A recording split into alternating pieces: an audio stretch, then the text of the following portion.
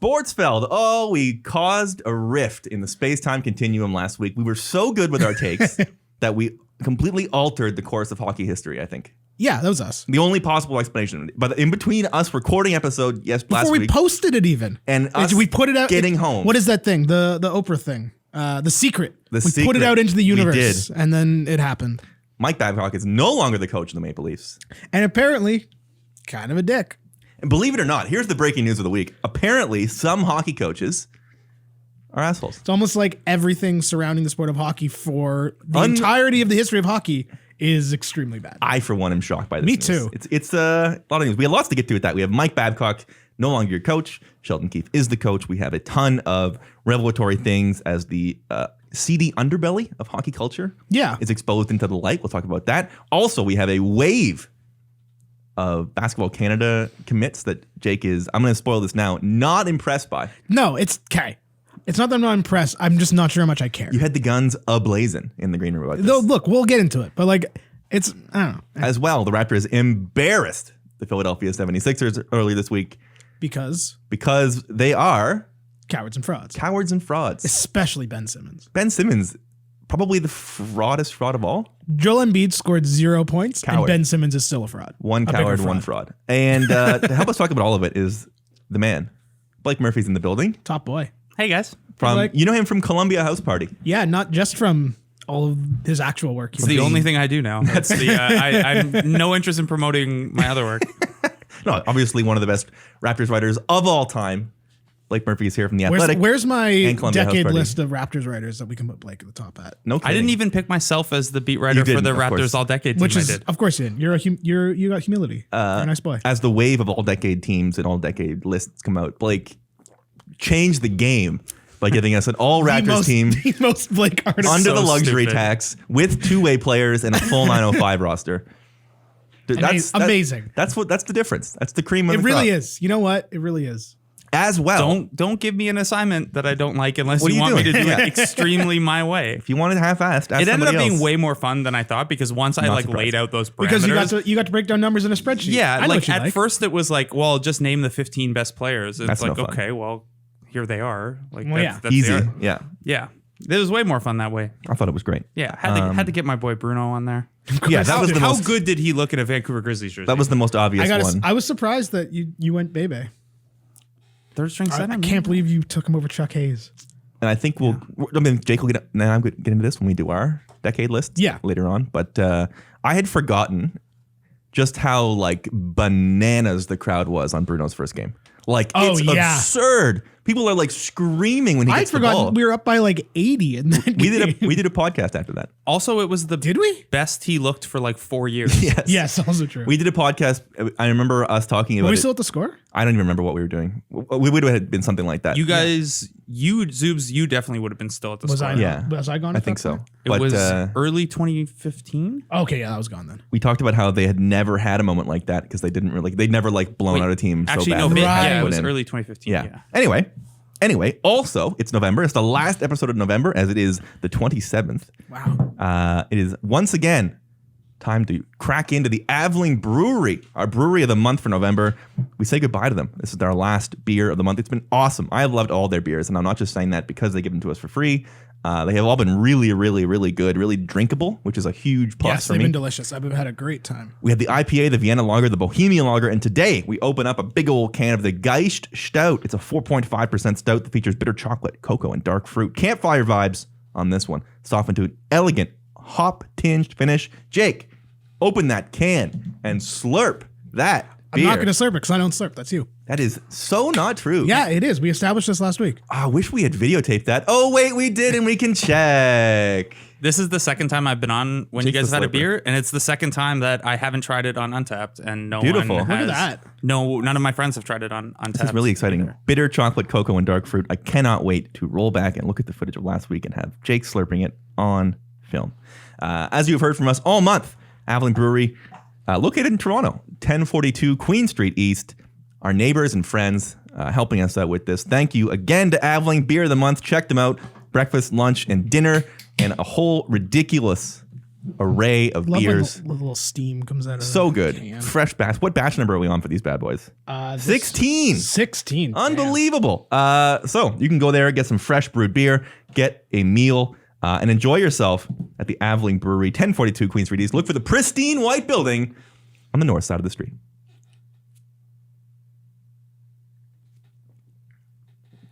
Whew. Lots going on there. That is flavorful. It's flavorful. I will say this. I like that.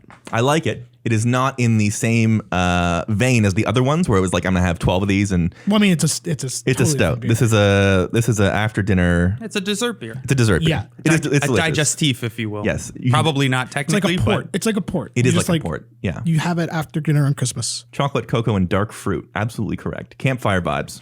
Believe it. That is Aveling Brewery. Thank you to them. If you want that's really good. Your favorite beer or brewery on the show to get slurped right up at them and at us. And we will try to make it happen. I think we already have December's lined up. I think so. I don't know what it is, but I know we do. It is not our responsibility to do that. There has been a conversation. I don't know what it is. Anyway, to the sports, which is the first half of the name of the show. Mike Babcock out. We talked about this a lot before it happened. And I think, Jake, you were among the leaders of people I know that were like, we have to fire this dude. Yeah. You did not half-step, which I appreciate because a lot of people in the media half-stepped on this. I half-stepped on it. I was like, this and that. I don't think you did this because I don't think it's part of your like purview, but I grant the half-step. But I think Babcock is the kind of guy where his reputation precedes his actual maybe not talents. Because I don't think he's a bad coach, right? But his abilities, let's say, especially like you've said this multiple times. Mike Babcock is a great coach when he's coaching 5 Hall of Famers, right? And that's not to say he's a bad coach when he's not coaching Hall of Famers. But clearly, he was not the right coach for this team at this moment. A lot has changed in hockey in the last 10 years. I've been really ruminating on this because I've been thinking about it a lot.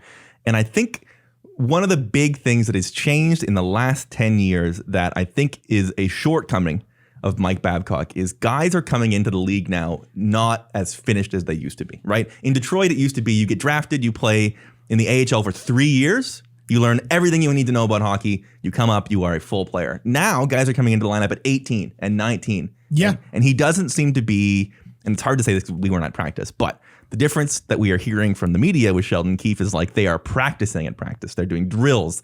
They're learning at practice versus like you stand there and we skate, right? I think what he may have lost sight of a little bit is that, especially with how young the main players in the Leafs are, they still have learning to do. They still have developing to do versus, okay, you're in the NHL.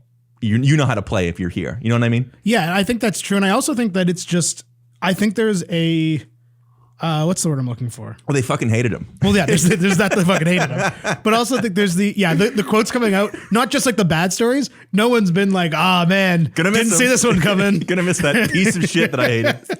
Also crazy how once one of those stories came out, everyone knew. Whoops. Everyone had all the stories. Oh yeah, we knew he was garbage for 5 years. Yeah, I promise you right now, if I find out Nick Nurse is bullying players, I will report it immediately. Maybe we shouldn't have all been jumping down Mike Commodore's throat for being like, leave Babs alone. It's like, oh, maybe you hate him for a very good reason. Yeah. Speaking of the practice habits change, it's a very, not to say everything the Leafs do is taking from the Raptors championship. They should. They should, and they also talked about it a lot leading into the season. Then you saw the Leafs go the complete opposite direction of what the Raptors did with a lot of things in terms of work as little as possible. Yeah, and fitting your scheme to your personnel instead of trying to jam your personnel into the scheme you want to play. But also, like, you look at the first couple practices and like, yeah, these are small things, but like having a looser practice, having music playing.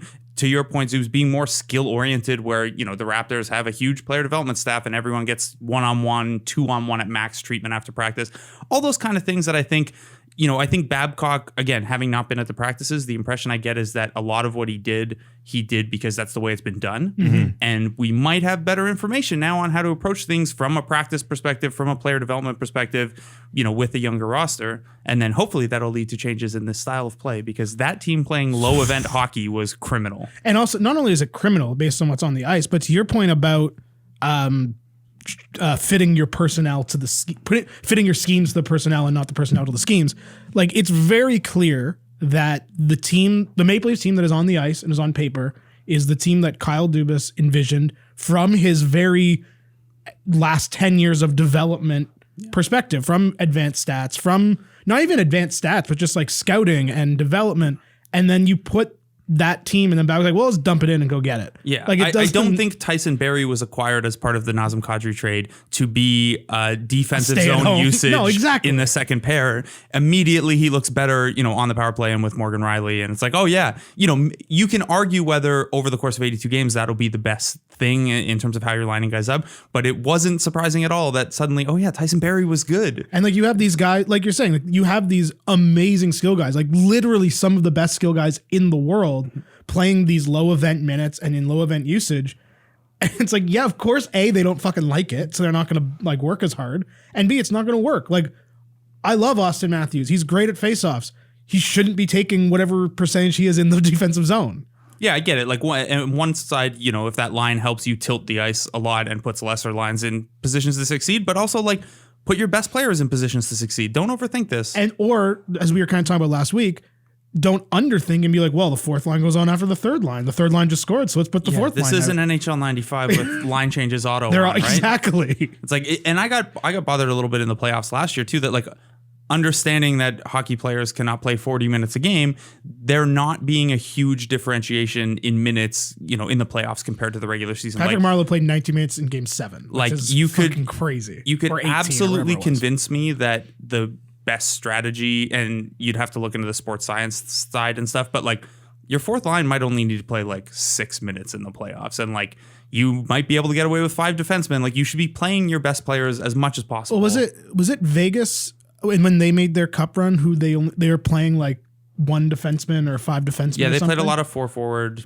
positionless hockey, quote unquote. Now, having said that, I realize I just said 2 things that like maybe push too far in the same direction, where it's like, oh, play a higher event style of hockey and play your main guys more. Maybe both of those things can't happen together, because then it's like upping the pace in basketball. You can't all like you're just expanding the workload too much. But I would like to see one of those things. I mean, you're also not doing it every like you're not playing Austin Matthews 25 minutes every game, but like if you have to, at least in the big games, which they're all big now because they've dug themselves a nice little hole here.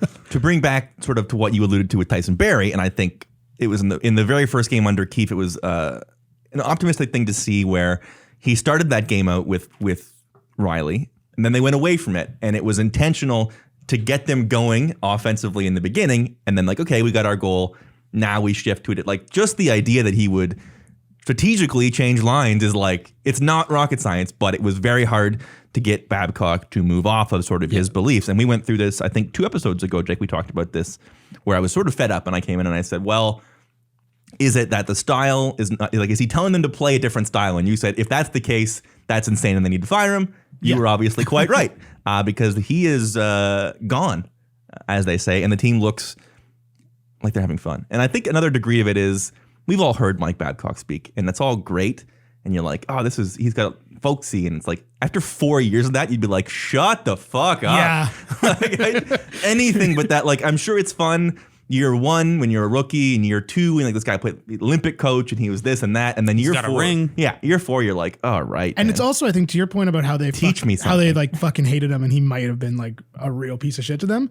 I remember when he came in, and there was that joke in the story about how he was just so intense at all times. And that was like a positive and great. And like in some respects, I'm sure it is. I'm not saying that being super intense all the time is necessarily a bad thing, but if you can't turn it off and that's your belief, that's how you motivate at all times, no matter what, that's going to fall on deaf ears eventually. There's also an element of like, and this maybe gets into, I don't know hockey well enough to know things about like, has player entitlement changed and things like that, but that type of voice might only work for players on a certain part of the development path, right? Like that might work for rookies and that might work for fringe guys, but that approach might be a good approach to get like a mediocre team to be good.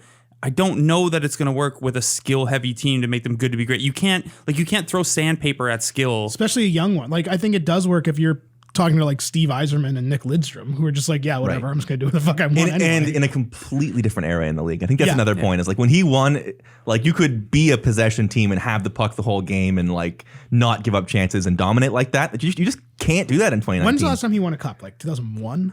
Something like it's a long, not that far back, but he only has one in 18 or 19 years. That's it. Yeah. Yeah. I want to say 08. Either way, it was like a totally different era in the game, and it's so fast now, and teams are so skilled that it's hard to say that you can just apply that going forward. You sort of have to 2008, nailed it.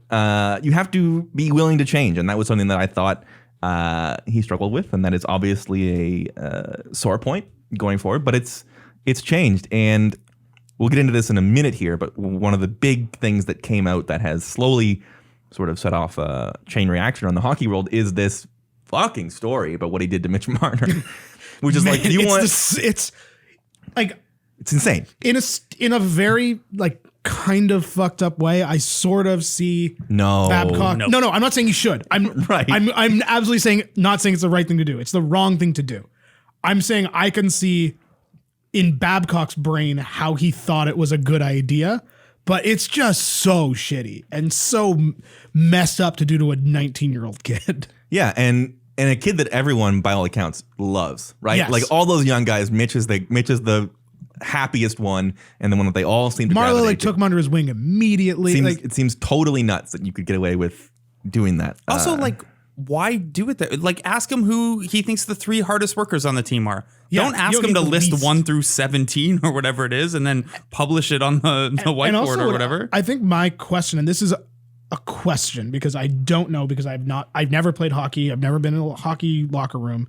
But my question is, the reports about this thing that have come out say that the players did not hold Marner responsible for this at all. Right. And they were all pissed at Babcock, which great. Yeah, should be. I'm sure they would all, but also they've been in situations with coaches like that before and know that he, like, what's he going to do? Refuse that? You can't plead the fifth in that situation. He's your coach and you're a kid. But my question is, like, what is the power dichotomy in a hockey locker room like, where if all your players can see you like mentally fucking with this 19-year-old and they all are pissed about it, but then it's just kind of like, well, we'll keep him around for 3 more years. Well, he was, I think when he first got here, he was Teflon, right? Like, I guess, but like, he was untouchable. But can your players not be like, fuck you, and just even if he's not being fired? Yeah. No, I'm not even saying he should have been, or he should have been fired for it, but like, I'm not saying that causes you to be fired. The players should say, hey, let's fire this guy. But like, the power imbalance must be to a degree that I don't understand. If all these players can see this,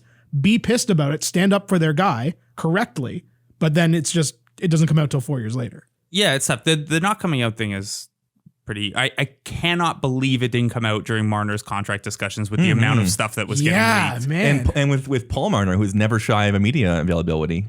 Right. And it happened on Dad's Trip weekend, right? Which to me speaks a little further to, I would imagine, and I can't speak to this definitively again, but after this happens, Mitch probably tells his dad almost immediately. I would assume Paul Marner knows everything that happens with Mitch. Right. And I guess my assumption is that Paul Marner went, well, that's the game, right? Versus being like, oh, we're going to fight this. He was like, well, that's sort of what it's like to work. Yeah. And you have to remember, this is the Lou Lamoriello era, right? This isn't Kyle Dubas. That's true. It's also the same thinking that makes hazing a thing, where it's like, oh, well, everyone else went through it, so you just have to suck it up. There's never a point at which, oh, it's wrong and we all thought it was wrong, so let's stop it. It's like, oh, it's wrong, but everyone's been through it, or like everyone's had a hard ass coach. And then to your point about power dynamics, like, I'm sure there's an element.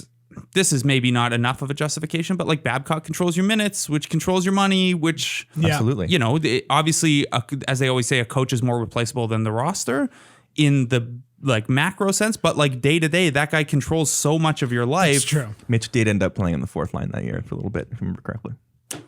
They put him down with the guys who work the hardest. That's right. Fuck. Well, you made the list. Here you go. Yeah. But like, to your point about like the larger sort of, this is how it's done. You play the game. Everyone went through this, blah, blah, blah. I think that's the root of everything that's come out this week about like shitty hockey culture. And speaking of that, we're going to touch on that in a bigger sense in just a moment.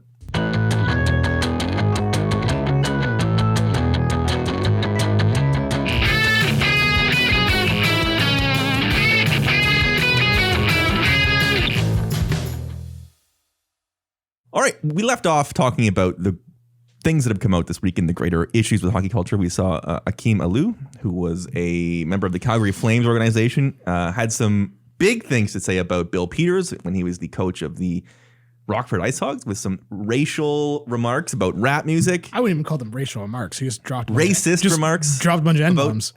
Which you know, it's always great to see retired hockey players on Twitter get to play the old "Why can't I sing along with a song" card, which like you're showing your ass pretty bad here.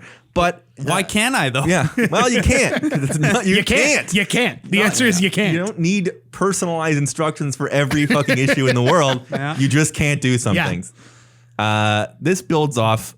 I know you're a retired white hockey player, so it's hard for you to understand that there's things you just can't do. Sorry, Zach Boychuk. You just can't say it. It's not that you difficult. can follow as many 100%. million people as you want. Yeah. One of my worst followers, Zach Boychuk. Anyway, we also saw Daniel Carcillo, who has been very vocal for the last couple of years about what trash hockey culture is and how hockey culture turned him into a person he didn't like because he was, he was a bit of an enforcer, a bit of a shithead when he was on the ice, and he's very much reflected on that after his career and been like, man, this was like drilled into me. He didn't grow up intending to be an asshole, but he was like, whoa, this shit happened to me. And he came out last night with some, I think it was targeted towards the Sutters when he was in the WHL. It was underage drinking and rookie hazing and all this stuff. And the excuse has always been, well, that's always been the way it is. Similar to how we just talked about Babcock. But this is exposing that hockey culture might be bad, shockingly enough. We didn't used to wear seatbelts either. Yeah. A bad name for hockey coaches who usually we all thought extremely chill, cool guys. Yeah. the guys who are best known for having like veins sticking out of their neck. So we just got rid of Don Cherry. Correct. And boy, if he hadn't gotten fired the week before, he would have gotten fired this week. Well, no, but my sentence with that, the key word in that sentence is just. Right. It's 2019, and it took, as we discussed on this show when he got fired, he's been saying racist bullshit for 30 years. Totally. And it took till now to fire him. If you ask let's call it the layman, for lack of a better term, what their personified idea of hockey culture is, I'd say 8 out of 10 say Don Cherry. For sure. This should not be surprising to anybody. And the fact that fucking Jess Allen had to apologize and gotten so much shit for saying that hockey players are white boy rich bullies, and then all it's coming out, it's like, oh, maybe she was 100% correct. Like, just don't come for the lacrosse community. Oh yeah, yeah. The stalwarts, the good guys. Where I transitioned in like grade 10, it was like, oh, I have to get out of this bad white culture. I'm gonna stop playing hockey and go play lacrosse. Time to start laxing. But like, I believe it's called. Yeah, my name is Blake. I know. I had to get at least 2 seasons of lacrosse. 100%. But like, it's wild to me that people, and like, I know this happens in every industry where bad shit in the culture comes out and everyone's like, oh, I didn't see this coming. But like, how the fuck did you not see it coming in hockey? Shitty men in music. Like, oh, shocker. But like, even that was... I never listened to the lyrics before. But that was met with a lot of exactly that of like, oh yeah, no, that makes sense. Yeah. The hockey reaction is, oh, I had no idea. But is it though? Because most of the reaction I've seen is like most of the bad reaction that we're kind of responding to here implicitly has been like, well, that's the way it is. Well, okay, well, I haven't seen as much of like, I had no idea. Sure. Like hockey parents are very involved. Everyone knows. 100%. Yeah, That's like the what's same. going on. But that's the St. Mike's hazing thing. Yeah. Every parent whose kid goes to St. Mike's, who also went to St. Mike's, was like, well, yeah. But then I got assaulted. That's even worse. You just don't talk about it. Yeah. But then that's even worse than I had no idea. Saying like, imagine flipping this to like the Me Too sexual assault conversation. And if your defense was, well, that's how it's always been, which I know was a defense of a bunch of shitty dudes, but like that is the white guy defense for literally everything. Yeah, we've always had power and privilege. But like this just the idea, and it's so ingrained in hockey, and it's been ingrained in everything changing about hockey to like something useless and not important, like stats, to these very serious, very real issues. This idea, and like I know it exists in other sports because like you hear it all the time in baseball. Less so in basketball, but like definitely in football. But there seems to be a particular brand of, well, that's how it's always been in hockey. That I don't know what it is. And I don't know if it's just because we're in this country, but like Canadian hockey, and I know all hockey culture is bad, but Canadian hockey culture is so fucking toxic and so rooted in the past and unwilling to like you saw the Don Cherry thing is the perfect example. Yeah, I think Carcillo's points kind of line up how this happens. It's like you're a kid, you first start playing hockey, you don't really understand that all that stuff is going on around you, and by the time you're old enough to really understand those things, you're already embedded in the culture, and that's kind of like a part of you and your surroundings. Now, obviously, everyone has their own agency, and there are ways to not be like that. But if you're Carcillo and you're playing the highest levels of hockey, and by the time you have some like autonomy of thinking when you're like 16 and your last 10 years of experience are this, you know, I don't think it's like, obviously the teens and young people are shitty sometimes too, the St. Mike's example, but it is a larger cultural issue, I think, because by the time you're 15 or 16, you just think that's normal. Yeah. Right. And that's the issue. And it's like, I don't know, obviously that makes it a little tougher to find the broad solutions are very easy, but solutions that will actually be actionable and get put in place, a lot of the onus falls on the culture at large and parents and coaching and at the organizational level, because you can't really, you know, tell 12-year-olds, hey, this is the culture, but like just don't pay attention to it, and then eventually you won't. And it's also the nature of the culture of the way the game is sort of, I don't want to say marketed, because I don't think that's entirely accurate anymore, but like if you watch SportsCenter and you're watching the plays of the week, like 3 or 4 of those is going to be some guy running a guy from like 30 feet away with a massive hit. Today, the Buffalo Sabres tweeted out Ty Domi fighting some fucking guy from like 20 years ago, being like, remember this fight? And all the replies like, hockey like it used to be and should be. And it's like, I'm not saying that fighting in hockey causes, you know, abuse and assault, other than like the physical assault on the ice. But like, I don't think they're disconnected. I think if you market the game and talk about the game and highlight the game as like, oh, this is really serious and bad and the culture's really bad and like we care about player safety and health, and then like, but let's watch this guy get fucking run from behind 30 times.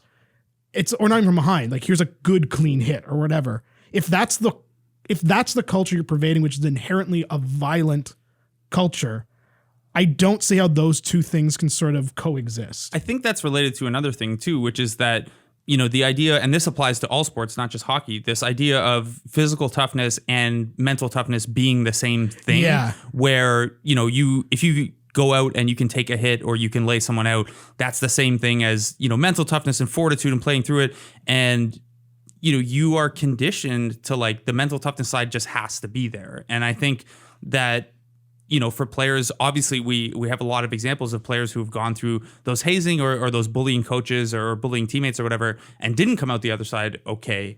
You know, those who did probably and who didn't feel comfortable with it at the time, it was probably a lot of I can't say anything, I can't do anything, because the expectation is you bury all that stuff down. You know, that's again something that I don't know that there's an easy solution for beyond over time trying to change the culture. But I think those things are related, where toughness physically is valued so high that then like, you know, any perceived mental weakness is also kind of a knock on you, which is probably why, you know, Marner never said anything or guys didn't step up to Babcock. Yeah. I also think that it's one of the many challenges to fixing this, of which I again want to stress there are many. It's complicated, it's tough, but it's every layer, every level of the game, of the culture, from the parent, as you said, from the parents to the coaches to the cable networks that cover it. Everyone is guilty in a way. Mm-hmm. And I don't think, and that's okay. And like, that's okay. Like people need, I mean, it's not okay, but like we can recognize that there's a problem that we can change. I get that. But I'm not sure that because it's so deep rooted in every single aspect of the game and of the culture, that there is enough self-awareness for something like a TSN to recognize their role in it. And until the subtler things can be recognized, I don't know how much change can actually be made. Well, I think you made a good point earlier where, you know, we've seen other sports go through this as well. Baseball had their sort of reckoning on rookie hazing. That sort of became a conversation. Some players that were just like, you know what, we don't need to do this. We don't need to dress them up as girls and put them in the outfield. We just don't need to do it. Yeah. So let's just not do it. Football, obviously, it's basically the military. There were kids died practicing. We've had that. Basketball, the AAU system is not everyone plays and has fun. Like it's not that way. It's deeper than all these sports, and that's just the majors, right? You have lacrosse and golf and you name it. There are issues at this level, but there is some optimism that it being brought to light is the first step. And I am pretty confident that we are not hearing the end of this, nor have we heard the worst story yet. I would say we've barely heard the beginning of it. Yeah, I would say there are much, much worse stories to come out. The thing with Peters and the thing with Babcock is they are currently active coaches. I think there are some coaches that are no longer in the league that are sweating right now. There's no way that Bill Peters and Mike Babcock are the only two bad actors. This is also a sport that in minor hockey had like a long-term sexual abuse of 100%. of minors covered up, and there's more going on than these two guys. And we heard Paul Maurice came out and was like, I had to, someone had to bring me aside and say I was being too mean. And Mark Crawford took a bit of a beating from this, but it's out in the open at least. But I don't think, to close this off, that any of us are super shocked that there's a toxic element underneath the hockey culture. Anyway, to bigger and brighter things. Blake's in the room, and one of the, I think, sort of leading people at the forefront of Basketball Canada, who have had a big week. We saw Jamal Murray, Nikhil Alexander-Walker, Shai Gilgeous-Alexander, and today RJ Barrett have all said that they are going to be a part of the 2020 qualifying tournament, part of which takes place in Victoria, BC. I think in June, I want to say. Late June. To get in the Nick Olympics. Nurse will have 2 days to pivot from another championship to qualifying for the Olympics. Canada, Blake, lay out sort of the group that they are facing and what might be sort of the biggest challenge with all these names that we are very happy to see. What can be a challenge for this? Because obviously Jake has his takes that we'll get to. But The biggest challenge is that it's a winner-take-all format. So there are 24 teams still out there to possibly get an Olympic berth. They are split into 4 tournaments of 6. There's no crossover after the tournaments. You have to win your individual tournament. So there is almost no room for error. And because this tournament happens right at the end of the NBA season, where Canada's going to be faced with almost certainly a short camp with a lot of guys who have played together in the national level, but not since they were like 17 or 18 maybe. It's going to require some quick work from Nurse and some quick chemistry, and there's very little margin for error. You could probably lose one round robin game and get away with it, but you're going to have to beat.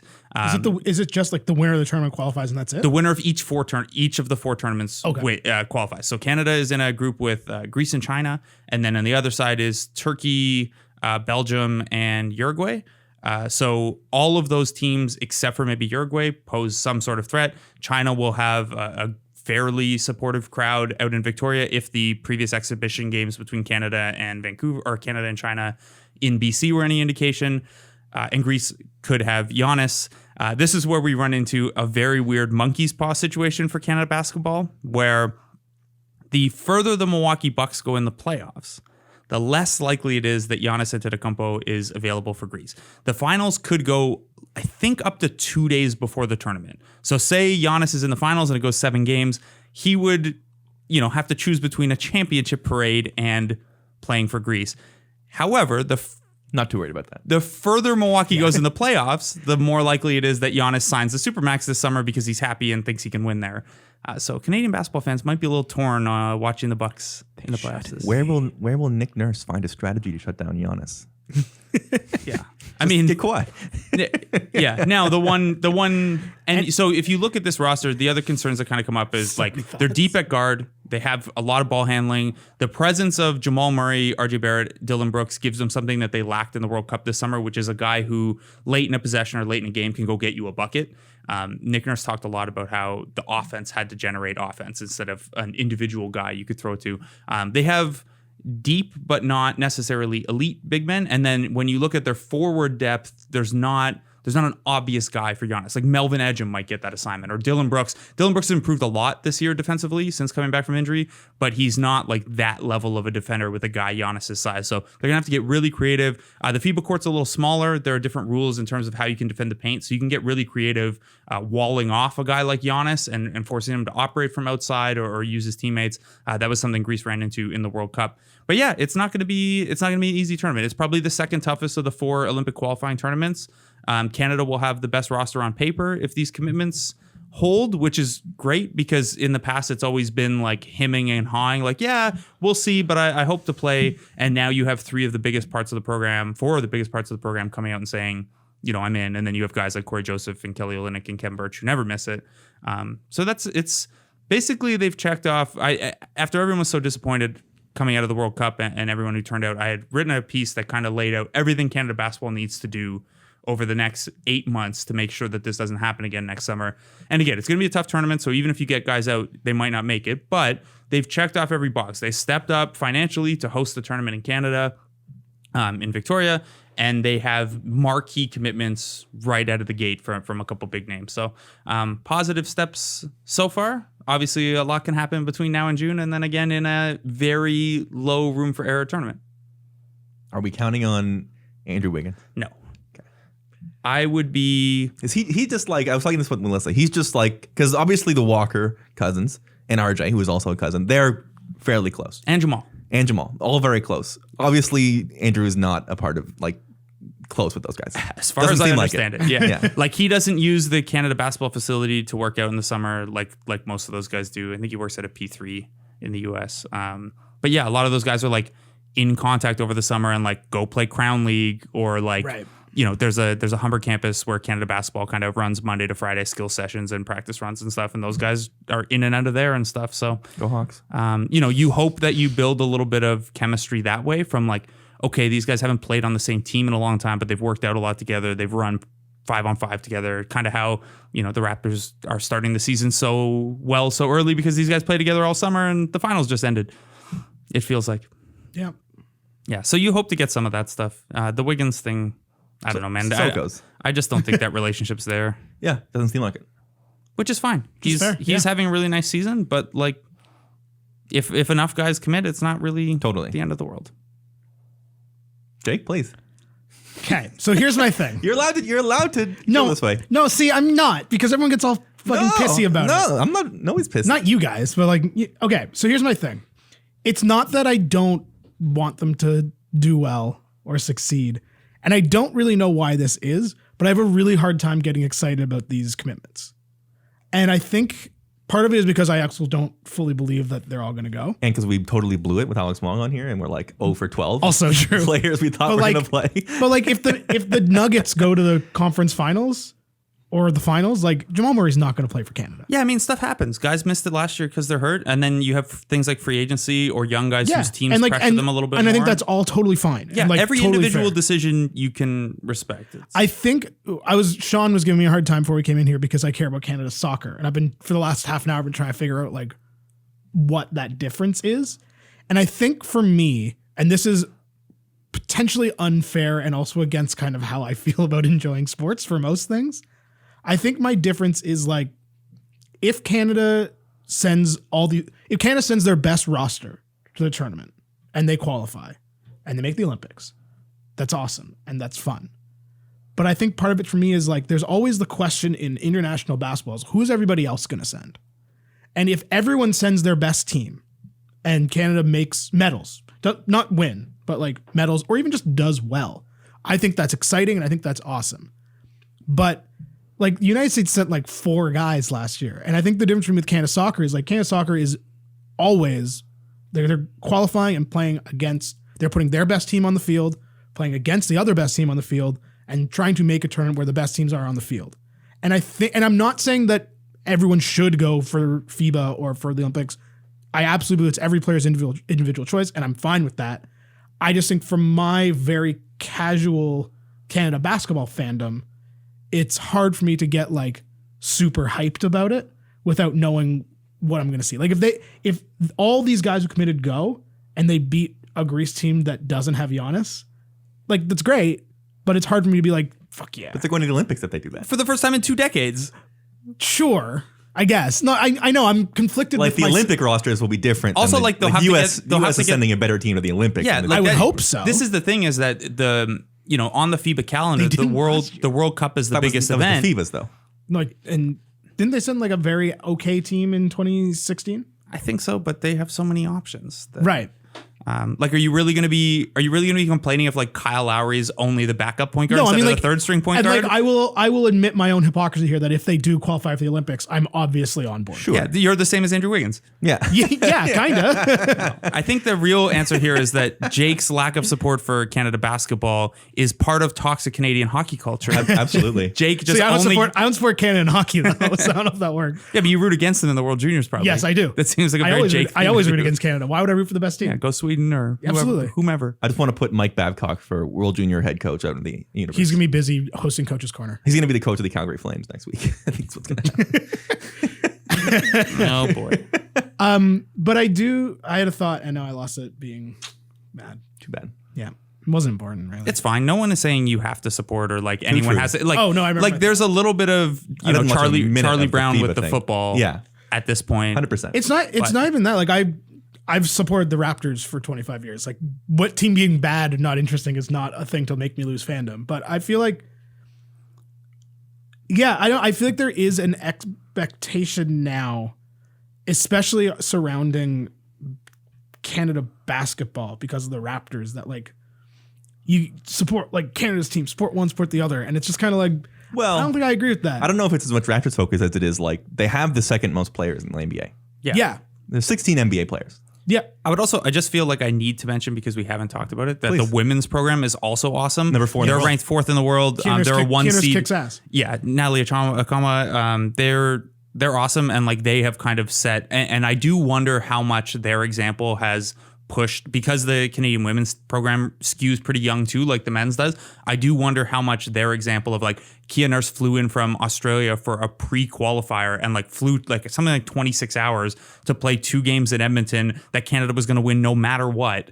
And I do wonder how much of that example that the women have set, not only by having consistent success, they finish 5th to 8th in every world tournament, but everyone is there whenever they can be, even for these pre-qualifiers. I do wonder how much of that is trickling down and setting an example on the men's side too, which, you hope these people are kind of in it together and view the program all as one.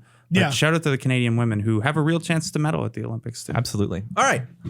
I think that's about it. Yeah. We don't really have time for much Raptors. I'm just fighting with myself about my views here. Absolutely. We have music, we have wrestling, we have mailbag questions, and I found video of the slurp. All of that and more is after this.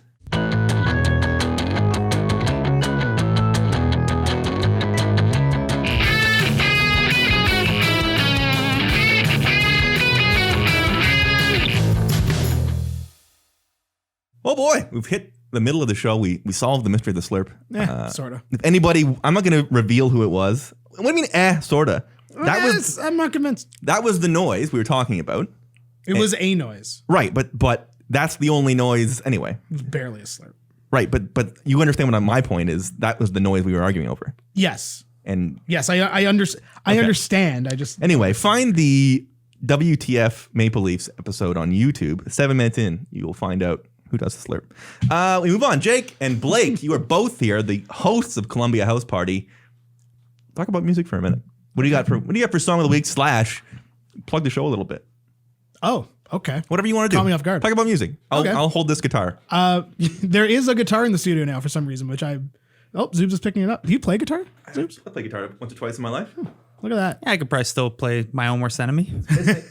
Missing the bottom string. Okay, that's going to make a difference.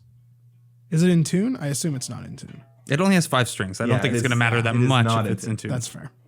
Anyway, just dead air of Zoobs playing guitar. Not in tune. Anyway. My song of the week is a song called Crumbling by a band called Grumpster. They are a West Oakland-based band, I want to say. Came out of I always get the number wrong, 924 Gilman venue. I have the number wrong, so I'm a bad punk. I'm sorry. This looks like Coke, by the way. It does look like Coke. Cola. It's delicious. It's the venue where a lot of West Coast punk bands got their starts, where Green Day got their start and were banned from because they got too popular and famous and have now been retroactively unbanned. Sound very much reminiscent of those old good Green Day records. They put out their first album a couple weeks ago, and it kicks ass. Right on. Did you talk about Origami Angels last week? I did, yes. Yeah, profusely. It's so Sorry, I haven't listened to that episode. Yeah, well, I thought once Babcock was fired, I was like, course, yeah, you lost it. Yeah. But it's so good. It's really good. We don't do a great job of promoting. Nothing in this episode is worth listening to. That's bad on us. Gentlemen, Robin, this last week. Yes. Banger of an episode about bangers.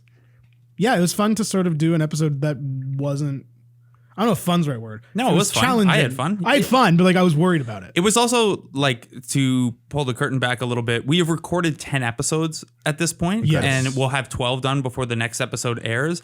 It was a little nerve-wracking, seeing the feedback to the first couple episodes. Yeah. And appreciating that feedback. And then we have this Robin episode in the can that is way out of genre for us. And it was recorded before any of the episodes were released. So it was a little nerve-wracking to see what the response would be. People seem to like it, though. I think it's fair to say that for any show, that like obviously we get more comfortable and better as we go. And then it's like, oh, this episode we recorded like 4 weeks ago.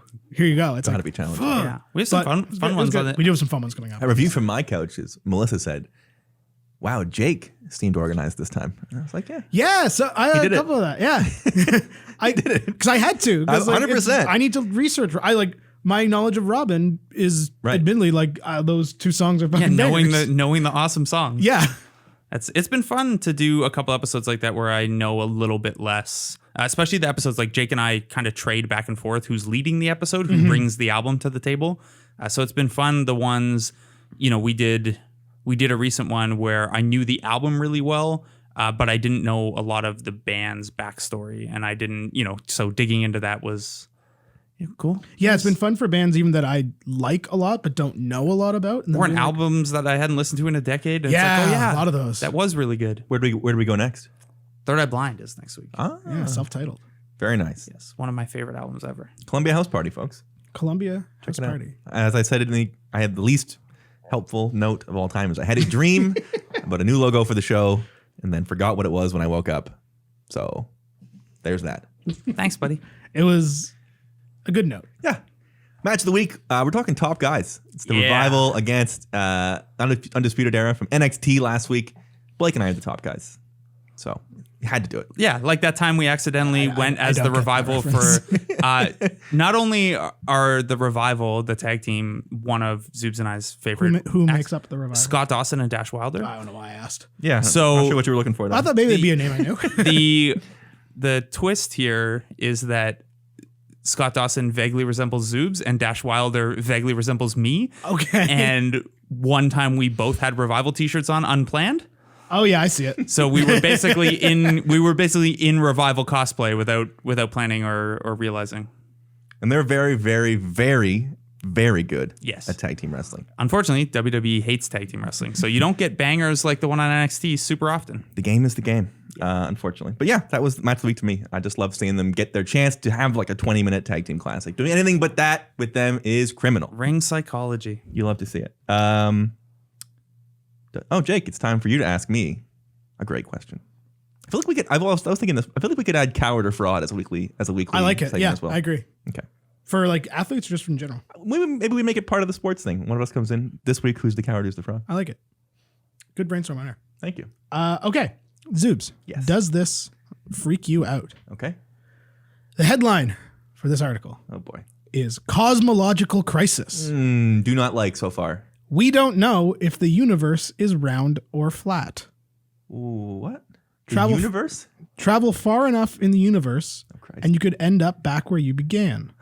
Measurements from the Planck Space Observatory have shown that the universe might be shaped like a sphere rather than a flat sheet. What does that even mean? Which would change nearly everything we think we know about the cosmos. Space is fake. The Planck Observatory, which operated from 2009 to 2013... I need this drawn out for me. ...mapped the cosmic microwave background, I don't know what that means, a sea of light left over from the Big Bang. One set of observation showed that there was more gravitational lensing, that is apparently stretching of light I follow you. due to the shape of space-time. So they basically calculated this could be because the shape of the universe is different from what we thought. All data suggests the universe is flat, meaning that it has no curvature, similar to a sheet of paper. Mm-hmm. These new measurements, however, indicate that it could be closed or spherical, which mean that if you traveled far enough in one direction, you would end back where you started. According to these observations, the universe is 41 times more likely to be closed than flat. If the universe is indeed closed, that could be a major problem for our understanding of the cosmos. Another puzzle is that nearby universes seem to be expanding faster than they ought to. Yeah. Oh, yeah. This is tough to explain. This is where I'm. You're just like, I know you have more to say, but like to cut you off, that's the sentence that I cannot wrap my brain around. Just other universes. Other universes. Yeah. What does that even fucking mean? No idea. Well, you get the WWE universe, the NXT universe. Thank you, Blake. What other universes? What are the universes? I don't know, man. What other universes are we talking about? But there's a problem with this, apparently. Isn't the whole word universe? Doesn't that imply We need a bigger one. Doesn't that imply that there's only one? This is the magician pulling the hanky out of his pocket of It just space says travel. it just says nearby universe, which does seem to imply a second universe. But I was also under the same. Maybe we just don't understand. What does universe physics. even mean anymore? I don't know. What is bigger than a universe? If there are multiple Uni. universes, there have to be Omniverse? Multiverse. This is tough to explain with our standard model of cosmology, which No doubt. includes the flat universe, because the team calculated that this is tougher with a spherical universe, along with a few other cosmic mismatches that are so bad they are calling it a cosmological crisis. I thought I'm having a Mercury. crisis of my own right here. These guys, I thought Mercury in retrograde during Scorpio season was bad, and now we're finding out that there's all sorts of other crises. in a closed universe, these anomalies are more serious than we thought. My If head nothing is in agreement, we have to think hard about our model of the universe and its formation. The usual explanation of the formation includes a period just after the Big Bang called inflation, when the universe rapidly expanded. Our current models of inflation naturally led to a flat universe.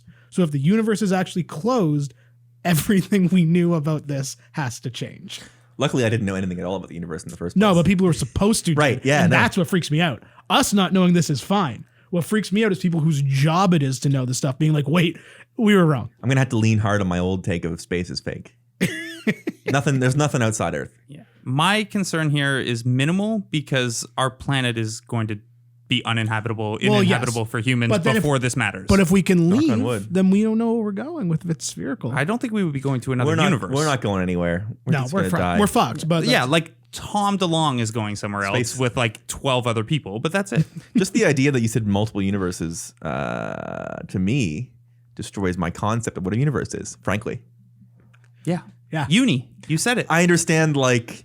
A single verse. I've understood multiple galaxies. That I understand, right? Because we are in like the Milky Way galaxy. Yeah, because a galaxy is smaller than a universe. Correct. It's like I understand multiple chocolate chip cookies being in a cookie. Right. There's not multiple cookies in that cookie. Yes. well, Blake, I ask you a question. Does this mean there's another universal champion out there? Maybe. There has to be. There very much has to be. Someone. I do love that you're like being like mind bending. it's the only way I can- It's like, does that mean there's more wrestling? Multiple universal champions. I'm hurt by that. My head hurts. Lesnar is Paul Heyman can no longer say undisputed universal champion Well, because now it's in for dispute. this universe, yes. Yeah, Yes. that's true. I also want to be clear about what I just read. I also don't know what it means. I don't know what any of that means. It but, just freaks me out. Freaks me out. Yeah. Space freaks me out. Space or ocean? I think There's so much of it. What freaks you out more, space or ocean? Ocean. Okay. I can fall into the ocean. I can't fall into space. It's fair. I don't want that kind of vertical. If I want a plane that Just hops. if I want a plane that crashes into space, so be it. Okay, move on. Because my head, I don't have too much brain. Yeah, this is where we're at. I've had a cup and a half of stout and slipped it right back. Okay, Shanna Planner asks us if you could have $1,000 gift card to any brick and mortar store, what would you choose? Don't know if I know what brick and mortar means. I think Just it like a means physical building. not online. Can't be like Amazon. Boy, I gotta leave my own house. Don't know about that one. No, I don't know. I don't even know. Groceries. The answer is Sure, groceries. great answer. Because you have $1,000 of groceries, that'll last you a long time. You have to pay for groceries. There you go. I'm going to say like a fancy kitchen store because that's stuff Also- that I would never buy for also myself good. on my own. So Yeah. if I had a gift card, that's the only time I'd ever get fancy kitchen. Or God, maybe, we're or like the old. Bay, because the Bay has so much stuff. Washed up men. Oh yeah. I want What would- groceries and cookware. What would be like the cool thing to say? Though? Like you Clothes? want me to spend it on video games? No, Clothes. You know, Like you know video what? games? Like Gear. a bed, like get a really good mattress and sheets, which is probably more than $1,000. I don't know what the Old. cool answer is. Like the weed store? The cool is like Supreme or Does that something. I don't count? even know. Is Supreme cool still? I don't know. Also, it would get you like 34. one Supreme hoodie. The 34 OVO, years old. The OVO pop up. Yeah, only having one thing was what would be cool. Yeah, Exclusivity. There you go. I will Yeah. I will get $1,000 gift card to Exclusivity Fashion Nova. for shoes that I would. I don't even know pay what on my that own. is. What is Not close. It's exclusive? just like a good shoe store. There oh, are two of them. old shitty. That's where I got these actually. Old. Those are nice. These Old men. AF1s. The kids have passed us. That person did not expect us to answer groceries and cookware. If you had to pick a non-traditional animal to ride into battle, what would you choose? Get those traditional battle animals out of your head. So horses So are horses are out. Horse out. I think elephant probably out. out. Large Yeah. large dogs are out. Yeah. But like a I assume it warthog. has to be an animal that's Battle pig? ridden. Warthog. Yeah, Battle to be pig able is to good. ride it. Bear? Rhino? Bear count? Rhino. Is a bear count as a traditional battle animal? Because like I would take a bear and They were in battle, I think, but they Yeah. weren't being ridden because they're bears. I would take a bear over most animals in a fight. I think I'd go rhino. You got all like armor built in. Okay. You got a horn. You got a weapon. Battle bear for me. See, we thought differently. I was thinking giraffe because then you're like you individually are well protected. So easy to take down a giraffe. Though. Yeah. Is it though? The neck is Neck, like half done. the thing. But like Hard to even miss the neck. Yeah, just throw a bolo. who is on what animal you- that you're gonna? I'm assuming I'm the only one on a giraffe. If I had like a sword, I could kill a giraffe. You gun. can reach a giraffe's neck to cut a Yeah. giraffe's neck You off. don't even have to be accurate. Just There's get like a bolo. There's and just, so much neck. You can just swing and wildly. Yeah, and Wait, just are we assuming that we've all maxed out our abilities in this scenario too? Where are you guys? Where are you sorting a giraffe's neck and you are throwing bolos? Are you I'm saying just I saying. can't wrap a bolo around a giraffe's neck right just now? saying. I think I could. Me and my I'll take that bet. me and my battle bear would. Meet I'm me- sitting up meet on me at the zoo. Nah, I'm sitting up on the giraffe's back and just firing arrows from giraffe's a back- protected perch. But the giraffe's back is not that tall. It's the neck that's tall. You'll climb up his head. Shoot arrows from very up there. thin. Boy, You'll you're break it. in- Yeah, I picked the thing. What's Atreyu from Neverending Story? Is that the animal or is that the kid? That's it. Falcor. Falcor. There you go. Atreyu's the kid. I think so. Trey's Okay. a Yeah, band. I Atreyu the horse. Oh, I picked Falcor. Trey's a band. Atreyu is a band. Headstrong. No, that's is that trapped? Trapped. Yeah. Yeah, What was Atreyu's song? Trapped. Trapped. TRAPT. UFC. That's some UFC fucking music. Yeah. Melissa Kudo asks, how excited should we be for Canadian tennis after seeing how well up-and-coming 29-year-old Vasek Pospisil made the Davis Cup? Shout out to Dennis Shapovalov. Chapo. Had a great back part of the year that sort of got overshadowed by how good Bianca was. Yeah. Understandably, she won a major. And even like Felix's rise also so overshadowed. Yes, Dennis very I quietly didn't. He up was to 15th. 15th. Yeah. I had no idea. He won a tournament and then he made a final in another, which is all those are fresh points. All of this Canadian sports Right. The momentum weird ranking stuff. lately brings up a tough. Does Chris Jericho have a chance at the Lou Marsh, or is he completely It's gonna out? be real tough. Yeah, I feel like having. It's definitely like Kenny. He's a jobber now. yeah. I feel like Chris Jericho having Eric Trump on his show sort of disqualifies him. Yeah, he's top to bottom. Well, look, if we're gonna go through all the athletes who are canceled, Just don't have him on the show. They're all bad. They all have bad views. Yeah, Just don't be loud about it. It's- I know that all my favorite athletes are bad for people. sure. For sure. Jericho was just feeling like Judas. Nick Healy asks, do TC Tuggers come in other styles? No. No. Arun asks us, what would you guys like for Christmas? Do you have any good recommendations on a home coffee maker? I do not on the second one. We have a Chemex, which I really enjoy. It's not a coffee maker. It's just like you have the filter, you put the grounds in, you Right, pour over. pour over. Like it's simple. It makes a strong cup, which I like. That's good. Like you make one cup and I get a little jittery. I have an espresso kettle that I like. I was told that an espresso machine that's normally $300 is going on sale at Costco for $100 soon. Boom. So Insider trading. keep an eye out for that. I'm my, not getting my one. My dad's got a great espresso machine. We just run a standard Todd and I- coffee pot and then have a French press as backup. Todd and I get each other Yeah. at a molecular level. I feel like I mean, Here's what I need in the morning. I need a good espresso machine. but to the question of What do you want for Christmas? Christmas, I think that's similar to get like when you hit Nothing. a certain age, it's like stuff I need, Nothing. like or nothing. I haven't asked for anything for Christmas in like 3 years. Yeah, exactly. I know that my mom will get me things if I say that, and she'll get me bad things. So I usually just like give her a couple books that Right. I Yeah, would that's read fair. if she got them. I actually think most of the things I've asked for has been cookware for the last couple of years. That's what you need. Yeah. It's tough. I'm going through this with Melissa. We don't know what to get each other because we're just like, we have stuff. Cassie and I have I'm never full up on stuff. We've never done gifts for each other just because like it's too much pressure and Yeah. there's no way to do it again like there's no way to do it right. Yeah. You know what I need for Christmas? About $100,000. Yeah. That would be great.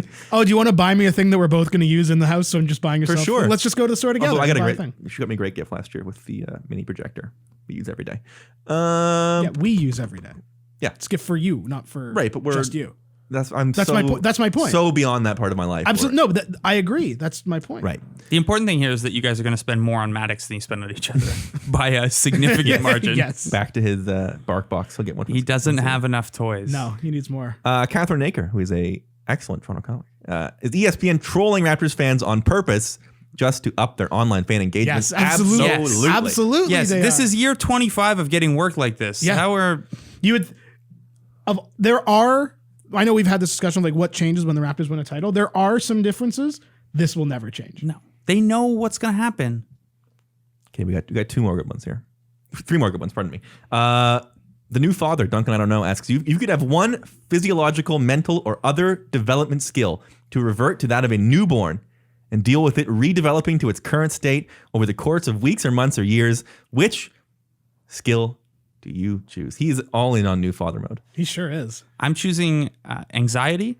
It serves a purpose, and you should develop it for some things. I would like for it to revert to, it can reset to 0 and I'll redevelop it. Like a baby. Yeah. I don't know if this is in like the ballpark of anxiety, but like self-consciousness. I'm okay now, but like in my younger years, I was self-conscious to a like debilitating degree. And so I think I would, like, if we're doing like what I know now, going back, redeveloping, if that's the idea of this question, I think that's where I go. Like this idea of like no one's risky one though, because you'd probably lose self-awareness as well in the process. See, I'm not. Way she goes. But if we're redeveloping, you can develop it differently. Sure. Whereas like mine was like, you go from Babcock to Keefe, right? In terms of your individual like development. Like I've had like when I was in high school, it'd be like so I was like, I need to get off this subway and go a different subway because this person who isn't paying attention to me at all, right? I think they are judging me. I would go with work ethic. I would have developed one. It would be my play. You know, it'd be another or like financial planning. Yeah. Oh yeah, good one there. You know, it'd be a good one. Metabolism. You get the whole childhood metabolism again, a teen metabolism. Yeah. I was also going to cop out and say hair, where like my hair is thin and falls out now, but it's because it's going to grow in the coming weeks and years. Thicker and thicker. I almost don't. Josh, is chocolate a candy? I believe that it is. No. Candy bar. No. I don't have an opinion. I don't believe it is. I don't have strong feelings on this, but I don't believe it is. How, though? Candy to me necessitates it being made. Chocolate is from cocoa and from plant. Candy to me is an artificial substance. So if I said right now, do you want candy? And I handed you like a Lindt chocolate, you would say that's not a candy? Yes. I mean, like I wouldn't. I would take it back. I wouldn't say that because you gave me something delicious, and I would take it back and I would give it the zoobs and make you watch him eat it. Candy. I wouldn't say it out. I wouldn't say it out loud, but I would definitely be like, "That's not candy." Okay. To myself, quietly. That ain't candy, Sally. And finally, I would say I left it for the end because it's the question of the week. I would say. Yeah, I agree. And it comes from Dylan Wilson. We love Dylan Wilson. We love Dylan Wilson, folks. Our very own DW. I've been calling him that all day for the first time ever. It's shocking it took this long. DW in the house. On the back of Papa John's really weird face and body. And voice. And interview. How many pizzas could you realistically eat in 30 days? How many? Second question, how many Papa John's pizzas will you need to realize pizza is bad? That pizza is bad. One. I've never had a Papa John's. Papa John's is fucking terrible. Are we assuming these are $7.99 two-topping mediums? I think that's we like went over this in the green room. I think a medium is the right measure for this because small would not be too easy, but you would. Small and medium are also not that, as you were saying, small and medium are not that different, but medium and large are different. Correct. Yeah, that's fair. I think the $7.99 two-topping medium is like the base. I want to say I could do 40 and 30 because you would do a pizza every day, plus you would do 2 pizzas a day on the weekends. Right? It's one of those things, right? Is the goal of this, am I just eating pizza every day because I love pizza? No. Or am I actively being challenged to see how many pizzas I can eat? I think you would have to be like there's no, in the context of the weird Papa John's interview, he's saying it about how he was like, Papa John's is going downhill and I've been tasting it. None of it's, I think, I also could have misread. I saw a clip on Twitter. Sure. But either way, I feel like there's no scenario where you're eating 40 pizzas in 30 days because you love pizza. Because by day 9, you're not going to love pizza. It's true. It's true. It would be hard. It really would be hard to get more than like 20. The first like 3 days, you'd be like, this is great. And then you would not feel like this is great. It really would be hard to get like more than 20. Like, I think. If I'm ordering a pizza for myself, I'll usually order a large and eat it over 2 days. Right.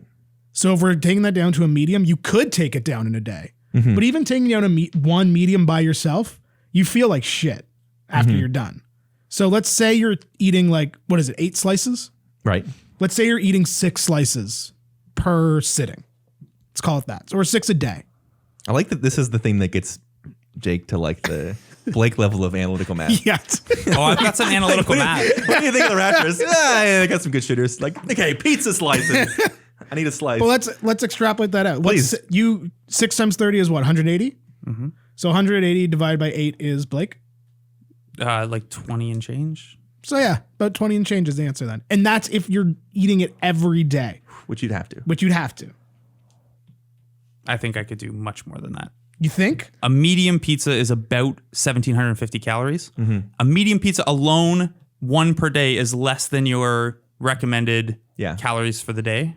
Yes, but it's also like 90 times your recommended fat. Yes, but I'm just trying to think in terms of fullness and energy. Okay. You could probably get away with one a day if that was the only thing you ate and you spread 22 and a half, by the way, is 180 divided by. Okay. If you spread the pizza out over the day, you could probably get away with just one a day. Mm-hmm. I'm a bigger guy. I'm physically active. I think I could get close to 2 a day. Yeah. Like I wouldn't want to eat 3,500 calories a day. No, but like if we're talking this is a challenge and like something's on the line. But if you ate 1.5 a day. Yeah. But I think I could get to 45 or 50. Again, I'm not saying any of us couldn't do that. Right. But after day 8, I don't think Papa John wanted to eat 40 pizzas in 30 days. I don't know what he's thinking. He's a weirdo. But like just in terms of this challenge, I don't think the issue is eating the amount of pizza the day. It's willing yourself to eat more pizza after like a week. Right. And to Blake's point, you'd be eating them for breakfast, right? You eat them and lunch and dinner. But it's not like when we order pizza, we tend to order it later in the day. And you have it the next day for breakfast, whereas it's like you're starting with the pizza, and it's your whole day thing. That is probably still how I'd do it, though. I'd order one at night, eat it the next morning. You're right. Eat it for breakfast, You're correct. order one. But even if you are still being active and working out, and like you feel less, and you don't feel like a human trash pile from eating pizza every day, right? I still think it'd be really tough to get to that like 9th pizza. You'd need to change the toppings up pretty severely every day. But even then, like it's limited. 35 to 40 there are like 8 sauce options, totally, and like 15 or so toppings on. You could differentiate 100%. it enough. It's a lot of dough. That's all. Yeah, it's a lot of dough. I think 35 to 40 is. You'd have to do like thin crusts a lot. Yeah, just to cut down on the dough. Anyway, that's as deep as we're gonna get on that one. We have just one last thing to do, and that is to answer the question on everybody's mind when we do this show, and that's whether we are sad or not sad. That is after this.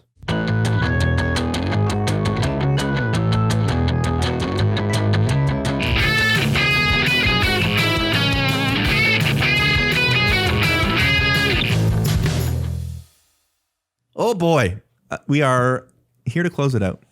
We didn't touch on Raptors, but that's okay. Blake writes about Raptors every day. You want Blake's opinion on the Raptors? Fucking pay for it and read it. You know what I mean? And also, like, or just ask me on Twitter and I'll answer you, even though I'm supposed to be setting better boundaries. Ain't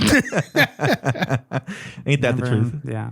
Or you can do what I do, is just text him. Yeah, been threatening to close my DMs for like 4 seasons now, and I just refuse to do it. You have open DMs? Yeah. Oh, Blake. It's just questions like the one you just asked me off air. Well, sometimes mine, to be fair, mine wasn't a question. Mine was just a statement. And sometimes you need to DM somebody who may not follow you that you need information. Yeah, I like engaging with people. There are just occasional days where it wears on me a little bit. Yeah, you've got the too many followers point where it's like you're gonna get the trash will be sucked up into the vacuum like a jet taking off. You're just getting sucked into the. That's how it works. Anyway, I would know. I've got 5,000. So I'm gonna add daily. I'm gonna add daily fantasy consultant to my my Twitter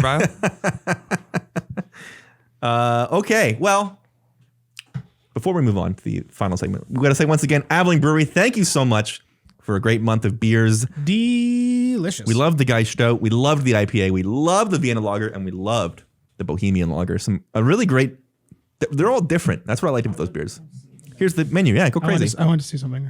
I'm gonna have one more slurp of this Geistout. It was delicious. I'm very impressed at how good this beers and breweries and all this lovely things are. Anyway, today it was the Geistout. It was at 4.5%. Bitter chocolate, cocoa, and dark fruit. Campfire vibes. Big time. It softens to an elegant hop tinge finish. Lots going on in your mouth when you drink that one. Delicious. If you want it, if you want some of this beer and some of their great food, you go to the Aveling Brewery. It's 1042 Queen Street East in Toronto, Ontario. Look for the pristine white building on the north side of the street. Crisp white. Crispy. Thank you again, Aveling Brewery, beer of the month. And for supporting Sportsfeld, we love you. We look forward to our next month's beer. It's holiday time coming up. December beers. Yeah. We'll see that next week. And also, last call, speaking of a new month, the Captain Tavares shirt. The Leafs are back to winning, and you know what that means. Time to buy some merch. Mike Babcock said, don't buy this. And Sheldon Keefe says, fucking buy this shirt. You need it in your life. Jump on the bandwagon. Get a Captain Tavares shirt. A great Christmas gift. Once the calendar flips to December, you cannot get it. So if you want to get it for somebody in your life who maybe likes comic books and maybe likes the Maple Leafs, or that kid Cade who nobody came to his birthday. Who? They remember the kid who his dad was like, no one came to my son's birthday, and all the Maple Leafs like helped him. Nope. my suspicion on that is now that was Mike Babcock's doing. It's like, don't anybody coming to this kid's birthday party? It's not focused on the work. No. I did a poll of your classmates as to who they thought was the biggest loser in class, and you win. Guess what, Kate? No, but it's a cool gift. It's a cool shirt. Sportsfeld.ca. Click on the merch. Get that December drop. You have just a handful of days to get it. So get your hands on it now. It supports us, your best friends at Sportsfeld, and it gets you a cool new shirt. And who doesn't love cool new shirts? Certainly not me. So there you go. And then we digress and jump into sad or not sad. Jake, are you sad or not sad? I'm sad, but it's not like a big deal. Okay. Is what I would say. I'm just really feeling my age this week. Yeah. Preach. If you listen to Columbia House Party 6 weeks from now, you'll hear me talking about how I went to a show Saturday night. Oh boy. And the band went on at 11:30. What country allows that to happen? That should be illegal. And not even when I was 20, 2-3 years ago, I've been like, this is great. Whatever. I don't care. It's Saturday night. That is not great. Man, it's not like I would have been asleep or not out anyway at that time, but it was just the idea of starting your event for myself at 11. I know they're opening bands, but I'm not. Who did you go see those on 11? Band called Miami Horror. They're like a dance band. They're really fun. But it was a good show. I'm glad I went. I didn't regret going, but just that feeling of, ooh, band's on at 11:30. I don't know how to feel about this. But they were on late enough that you got to see NXT TakeOver. Right. That's true. And the Raptors 905 in triple overtime. Which I definitely watched, both of those things. But and then just being sore and just tired. I worked a long day yesterday and now I'm just cranky and tired. What's that like? Yeah, but you're used to it. I'm a privileged shithead who didn't really value a day's work till I was 29. Yeah. It's just I'm just feeling old. By the way, the value of a day's work, overrated. Oh, it's terrible. Really low value. You know what I got from my work day yesterday? Some money. No, barely. Yeah. Some. Yeah, I guess actually no, I guess that's it. Yeah, I know you're right. You're right. That was the correct money for goods and services. Answer. Blake, are you sad or not sad? I always feel bad if I come on and say sad because Why? We say sad. have a lot of things that I'm fortunate for and happy about. Yeah, we're all grateful. I'm going to say sad. I've been trying to go back to therapy and I just fucking hate it. Right. I had to go a bunch when I was a kid and then I tried twice before as an adult and hated it. And I've been trying now, and there's a weird hitch with benefits where if I let them pick the person, I get way more coverage through the employee assistance program than if I pick my own person. So I'm trying to stick it out with the people they've put me with, and I don't know if I'm just not good at it, if I just haven't found the right person, but it sucks. It is so mentally and emotionally exhausting to try to do that and feel like it's not. Obviously, I haven't this is a long-term thing, and I know you have to be patient with it and stuff. It's frustrating and tiring. You also got to find the right person. Yeah, it's kind of a weird thing that you're trying to do things and take good steps and to feel better, and it's in the short term it's making you feel worse. Yeah, for sure. It sucks. I definitely remember some of the early to mid therapy sessions in my therapy journey where you just leave and I'm gonna go home and sob for the rest of the day, and that's just what my day is now because I'm helping myself. The dichotomy balance there is tough. There was that Twitter thread the other day too, where another one of those most of them are stupid. This one was more well intentioned of quote retweet this with something your therapist said. Yeah, or something that stuck with you, and a lot of those were really helpful. And I was looking at them and I'm like, nothing yet, nothing. But everyone's therapy is also different. When I hear I hear my friends talk about their therapist strategies and experience, it's completely different from mine. Yeah. And that's okay. It's whatever works for you as long as it works. It just takes a long ass time to work. Yeah, and you have limited benefits. So yeah. I mean, look, there are obviously options. There are a lot of there's the drone therapy handbook PDF of lower cost options in the Toronto area and stuff that people can find. But yeah, it's a little it's been tough. A little bit of a frustrating process. It's tough. But you're going is the important thing, which I know is cliche bullshit, but it's also true. Yeah, I haven't booked my next one yet. Use the cover of, I'm going to be traveling with the team. I don't know when I can do an appointment next. So it goes. Yeah. Thank you for sharing. What about you, Zoobs? I'm going to go sad as well. Wow. I think this is our first group sad. We got to sweep. Anybody that follows me knows that it was a rough week for a project of mine. Way she goes. You have to collect yourself and start over. It's just tough. It's just tough. It's just tough to really, really want something and for it to just not work the way you wanted it to. It's really hard because I felt like there's a lot of work, man. And that's probably part of why it didn't work, but it just didn't work. And you know what I mean? It didn't work. People have been very nice and people have reached out and people have been very helpful in complimenting the work. But it did not ultimately move the needle enough for it to be a viable way for me to be my job. And so, and you know, you pick yourself up and start over and pitch something else and try something else. It's just, we were on a string here of things not working, and it sucks because I'm 34, you know, and I also because they're good. Yeah, you're very good at these things. It sucks when something that's like working isn't working, if that makes sense. Yeah, and it not to get too like, you know, doom and gloom, but you know, I have many young, exciting, inspiring coworkers who like they're gonna figure it out, and I'm like, well, no one's gonna give like a 40-year-old like any of these shots. It's just like that's not, the business doesn't work where people retire of old age, right? Yeah, but I understand where you're coming from. I don't know that we need to lament the lack of opportunities that might open up for an old white guy. No, but totally. But like even then, in youth podcasts, I know that you only that not even just like any format. You lose some Q factor and exactly right, and it's humbling to know exactly how popular you are about that. To know that I appreciate everybody that comes along and supports the stuff and does the work and says nice things. If you could multiply yourselves by 5, that would be fucking great. But no, just you try again. Yeah, there's nothing else you can really do, or get a different job, which I would be obviously much worse at. So yeah, just trying to get back in there and get back in the box and take some more big swings. I mean, I think like we've talked about this before, but like the notion of working in a creative field is like you're going to fail 9 times out of 10. Evidently, but that's not you. That's the path and lives we've chosen for sure. And if you stick, if you like do any, and like maybe it's self-defeating, I don't know, but like if you do anything other than like try again, then I don't know what else there is to do. You know what I mean? Yeah, totally. And like I know it doesn't help and doesn't make it good. No, yeah, but absolutely. It's just true. And I guess you sort of don't see when other people are succeeding on a grand stage and it looks very easy for them. You don't see that they have many failures that led to that got them to. I truly believe that like perfecting where they are. Like Instagram has been the worst thing for the idea of like keeping track of your professional mental health, because you only see like the successes and the new cool shit people are doing. You don't see the like breakdowns that cause them to get to that point. You know what I mean? Right. So, we try something else. Yeah. Try something else in the new year.